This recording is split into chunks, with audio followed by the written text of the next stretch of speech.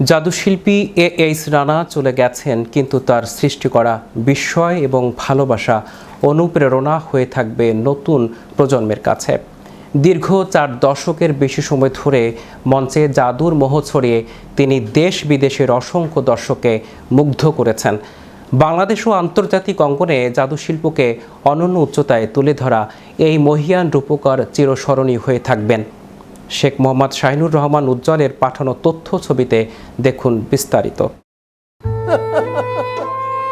জাদুশিল্পী H Rana চলে গেছেন, কিন্তু তার সৃষ্টি করা বিস্ময় এবং ভালোবাসা অনুপ্রেরণা হয়ে থাকবে নতুন প্রজন্মের কাছে। দীর্ঘ 4 দশকের বেশি সময় ধরে মঞ্চে জাদুর মোহ ছড়িয়ে তিনি দেশ বিদেশের অসংখ্য দর্শককে মুগ্ধ করেছেন। বাংলাদেশ ও আন্তর্জাতিক অঙ্গনে জাদুশিল্পকে অনন্য উচ্চতায় তুলে ধরা এই মহিয়ান রূপকার চিরস্মরণীয় হয়ে থাকবেন।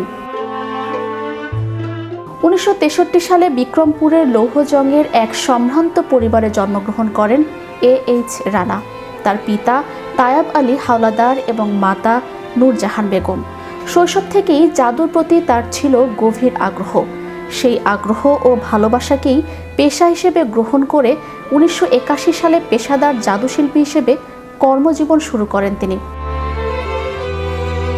একক জাদু প্রদর্শনের সূচনা 1987 সালের 12 নভেম্বর ঢাকার মুগদাপাড়া কমিউনিটি সেন্টারে প্রথম একক জাদু প্রদর্শনীর আয়োজন করেন এইচ রানা।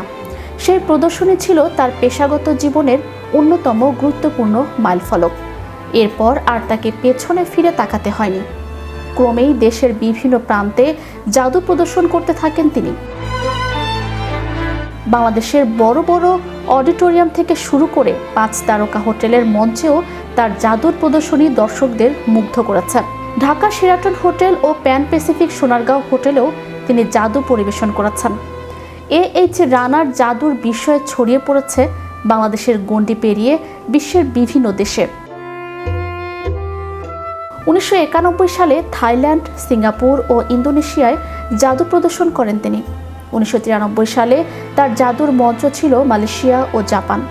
1995 সালের জানুয়ারি থেকে 1997 সাল পর্যন্ত নেপালের বিভিন্ন জেলা ও রাজধানী কাঠমান্ডুর রয়্যাল নেপাল একাডেমিতে জাদু প্রদর্শন করে দর্শকদের প্রশংসা অর্জন করেন রানা। 1998 সালে পাকিস্তান, ভারত, ভুটান ও শ্রীলঙ্কায় জাদু প্রদর্শন করেন তিনি। পরের বছর 1999 সালে তার জাদুর বিস্ময়ে পৌঁছে যায় গ্রিস ও তুরস্কের বিভিন্ন মঞ্চে। 2000 সালে আবারও জাপান সফর করেন তিনি এবং সেখানে দর্শকদের সামনে তার জাদু পরিবেশন করেন। দেশের বাইরে ধারাবাহিকভাবে জাদু প্রদর্শনের মাধ্যমে এইচ রানা বাংলাদেশের জাদু শিল্পকে আন্তর্জাতিক দর্শকের কাছে তুলে ধরার ক্ষেত্রে গুরুত্বপূর্ণ ভূমিকা রাখেন। মঞ্চে একক জাদুশিল্পী হিসেবে 12 বছর পূর্তি উপলক্ষে 1999 সালের 11, 12 ও 13 নভেম্বর ঢাকার ওসমানী স্মৃতি মিলনায়তনে আয়োজন করা হয় বর্ণাঢ্য একক জাদু উৎসব। তার দীর্ঘ জাদুশিল্প জীবনের সেই আয়োজন ছিল একটি স্মরণীয় অধ্যায়। শুধু নিজে জাদু প্রদর্শন করাই নয়, বাংলাদেশের জাদুশিল্পকে আরও সমৃদ্ধ ও আন্তর্জাতিক পর্যায়ে নিয়ে যাওয়ার স্বপ্ন ছিল এইচ রানার। তিনি বাংলাদেশের ইন্টারন্যাশনাল ব্লু ডায়মন্ড ম্যাজিক সোসাইটির সভাপতির দায়িত্ব পালন করেছেন। ব্যক্তি জীবনে এইচ রানা বিবাহিত। তার স্ত্রী ফাতেমা আক্তার পারুল। রানার জাদুশিল্পের পথ চলায় স্ত্রী পারুল ছিলেন অন্যতম প্রধান অনুপ্রেরণা।